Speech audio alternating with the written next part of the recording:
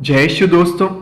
Carlisle ने एक बार कहा, जिस तरह से एक व्यक्ति छोटे इंसान से व्यवहार करता है उससे उसकी महानता समझ आता है। यही यीशु को अपने शिष्यों को सिखाना था जब उन्होंने कहा, जो तुम लोगों में बड़ा होना चाहता है वह तुम्हारा सेवक बने और जो तुम में प्रधान होना चाहता है वह सबका दास बने। ये वचन विनम्रता और सेवा का पाठ है, लेकिन याद रहे सब में सिर्फ इंसान ही नहीं बल्कि हर जीव जंतु भी आता है। शायद इसलिए बोला जाता है संत फ्रांसिस असीसी के आंखें भर जाते थे अगर उन्होंने गलती से भी एक कीड़े को कुचल दी तो। हाँ, ये एक समझ है कि दुनिया बहुत विशाल है और हम सिर्फ उसके एक छोटे से भाग हैं। 1935 में द्वितीय युद्ध की पूर्व संध्या पर ब्रिटिश नाटककार नील ग्रांट ने the last war a fantasy in one act की पटकथा लिखी थी। जैसे कि नाम से पता चलता है, इस कहानी में राष्ट्र एक दूसरे पर हमला करते हुए जैव हथियारों के साथ सबसे घातक वायरस का इस्तेमाल करते परिकल्पना की है।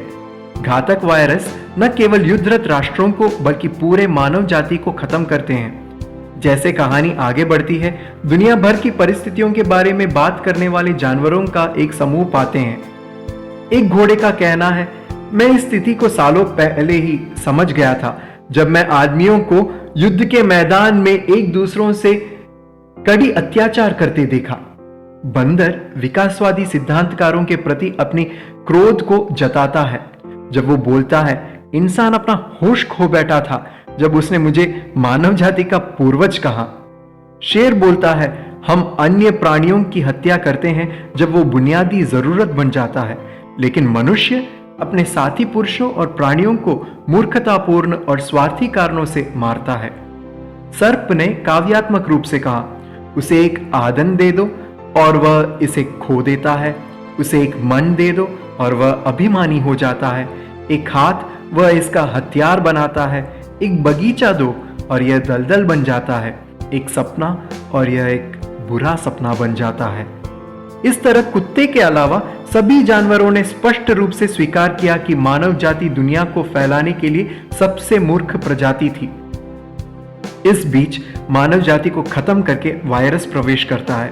वो बताता है, इंसान के विनाश का कारण वो स्वयं ही है, क्योंकि घातक नतीजों के बारे में जानते हुए भी मेरा उत्पादन और पोषण उसने किया। अब एक देवदूत दुनिया का दौरा करने के बाद प्रवेश करती है।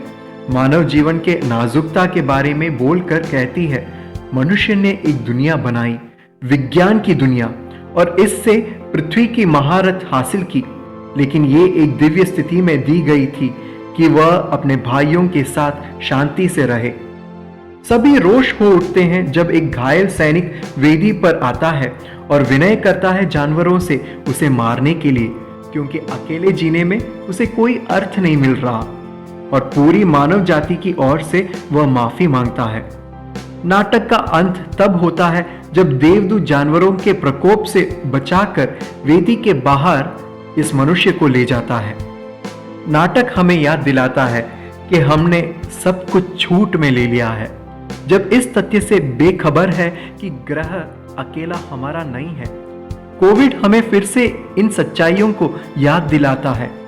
यीशु के वचन को याद रखो, मानव पुत्र अपनी सेवा कराने नहीं बल्कि सेवा करने और बहुतों के उद्धार के लिए अपने प्राण देने आया है।